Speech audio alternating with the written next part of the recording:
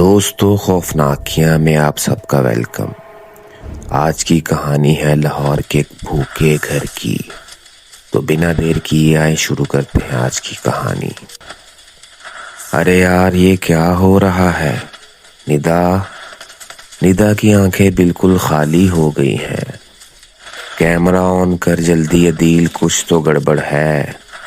یہ آواز تھی حمزہ کی، کانپتی ہوئی۔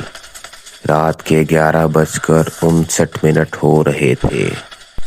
ماڈل ٹاؤن لاہور میں ایک پرانا فیملی ہاؤس تھا جو 3 سال سے بند پڑا ہوا تھا۔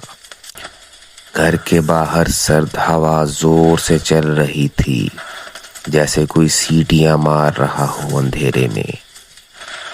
اندر فلور بورڈ اپنے آپ آواز کر رہی تھی، ایسے جیسے کوئی دھیرے دھیرے چل رہا ہو، اور خاموشی وہ جو دل کو دبا دیتی تھی اور دماغ میں گھس جاتی تھی۔ اندر 4 دوست نیو ایئر سیلیبریٹ کرنے کے لیے آئے ہوئے تھے۔ عدیل 29 سال کا ایک نوجوان تھا۔ وہ ویڈیو ایڈیٹر تھا اور اسے ہر ایک چیز اپنے کیمرے پہ ریکارڈ کرنا بہت پسند تھا۔ وہ ایک لاجیکل انسان تھا اور وہ بھوتوں پر بالکل بھی یقین نہیں کرتا تھا۔ سارا 26 سال کی سائیکالوجی اسٹوڈنٹ تھی، چپ رہ کر چیزوں کو آبزرو کرتی تھی اور ہر چیز کی وجہ ڈھونڈتی تھی۔ حمزہ 31 سال کا ریئل اسٹیٹ ایجنٹ تھا۔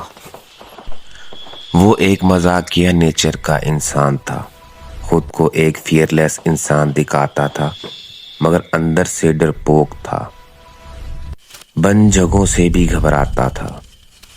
ندا 28 سال کی ایک میک اپ آرٹسٹ تھی، ایموشنل تھی، نروس رہتی تھی۔ اس کو بچپن سے پانی سے فوبیا تھا۔ وہ بچپن میں ایک بار پول میں گر گئی تھی، تب سے پانی کو سوچ کر ہی اس کی سانس رک جایا کرتی تھی۔ وہ سب لوگ لیونگ روم میں بیٹھے ہوئے تھے، چپس کھا رہے تھے اور اس کے ساتھ ڈرنکس پی رہے تھے۔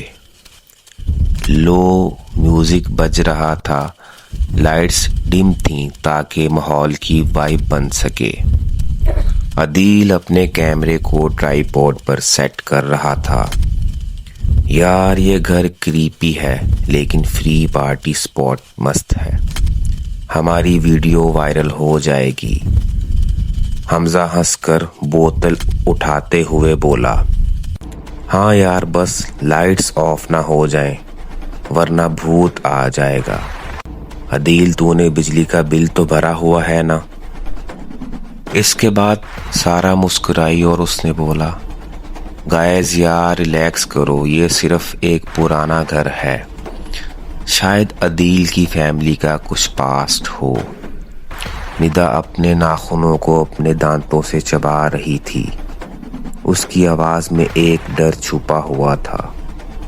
اس نے کہا، گائز مجھے یہاں پر سیف فیل نہیں ہو رہا ہے، مجھے یہاں پر ایک عجیب سی بدبو آ رہی ہے جیسے کچھ سڑ رہا ہو۔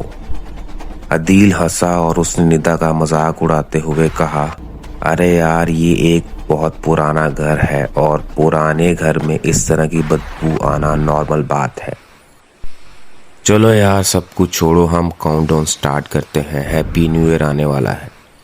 اسی دوران موبائل پر ٹائم 11:59 ہو گئے اور 12 بجنے میں صرف 1 منٹ باقی تھا۔ سب بہت زیادہ ایکسائٹیڈ ہو گئے۔ 10 9 8 7 6 اور اسی پل پورا گھر گہرے اندھیرے میں ڈوب گیا۔ گھر کی لائٹس خود بخود بجھ گئیں، میوزک بالکل بند ہو گیا، گھڑی کی سوئی رک گئی، نہ کوئی فیوز گرا نہ کوئی آواز آئی۔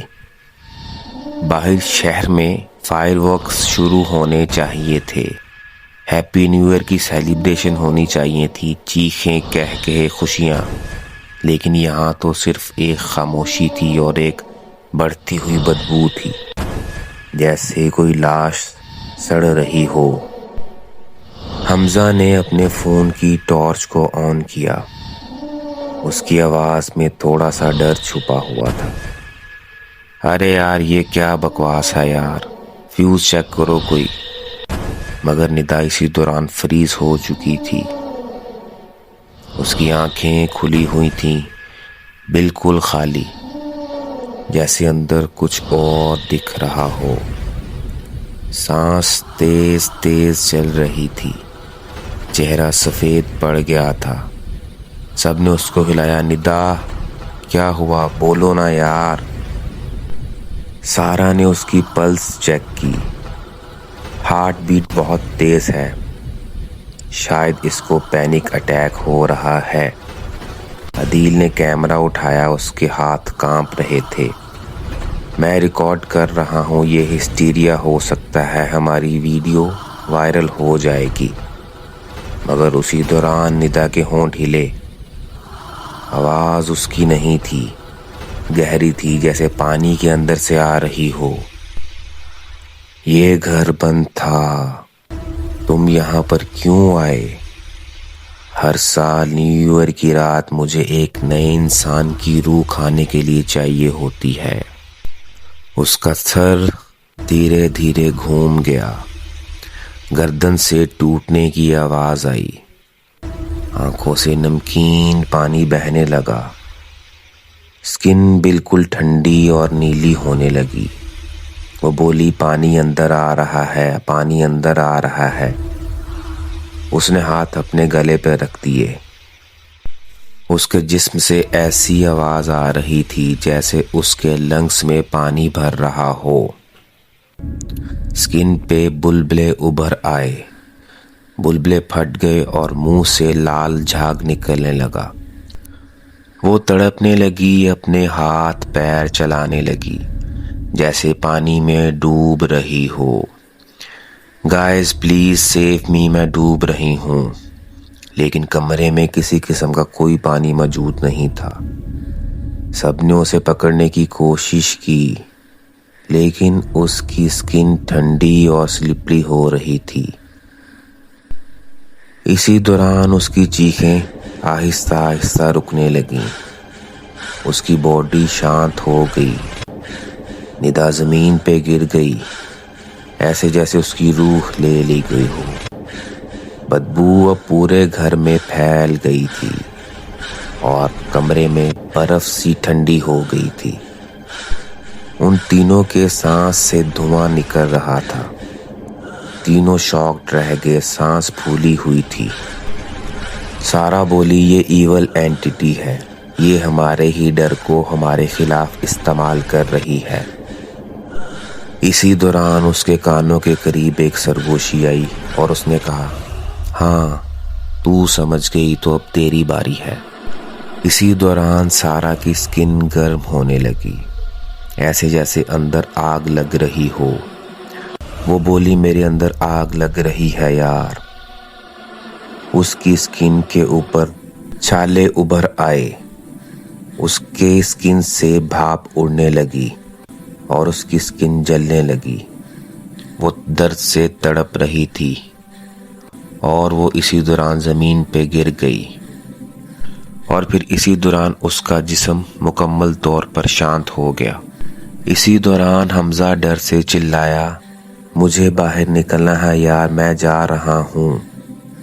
لیکن یہ کمرہ چھوٹا ہو رہا ہے، دیواریں پاس آ رہی ہیں اور کبھی دروازے دور ہو رہے ہیں۔ حمزہ کے یہ کہتے ہی دروازے اور کھڑکیاں خود بخود بند ہونے لگ گئے۔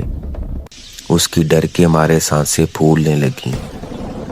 اسی دوران اس نے درد سے اپنی چیسٹ کے اوپر ہاتھ رکھ لیا۔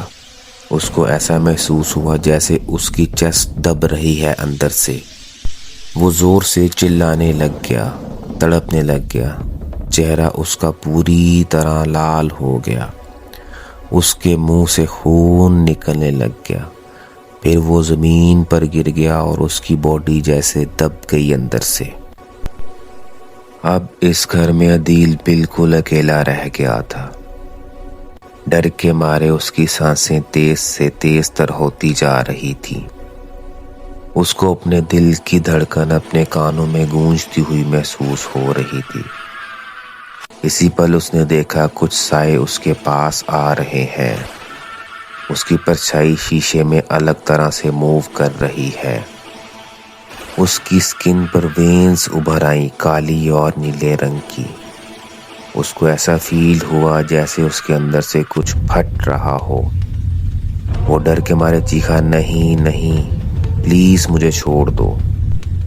اسے ایسا محسوس ہوا جیسے اس کے اندر سے کوئی اس کا گلا دبا رہا ہو۔ اس نے اپنے گلے کو پکڑنے کی کوشش کی، لیکن اسی دوران اس کی انگلیاں کٹ کر نیچے فرش پر گر پڑی اور اسے ایسا محسوس ہونے لگا جیسے اس کے جسم کے حصے اندر سے کاٹے جا رہے ہوں۔ اس کو ایسے محسوس ہوا جیسے کوئی اندر سے اس کے جسم کو کاٹ رہا ہو۔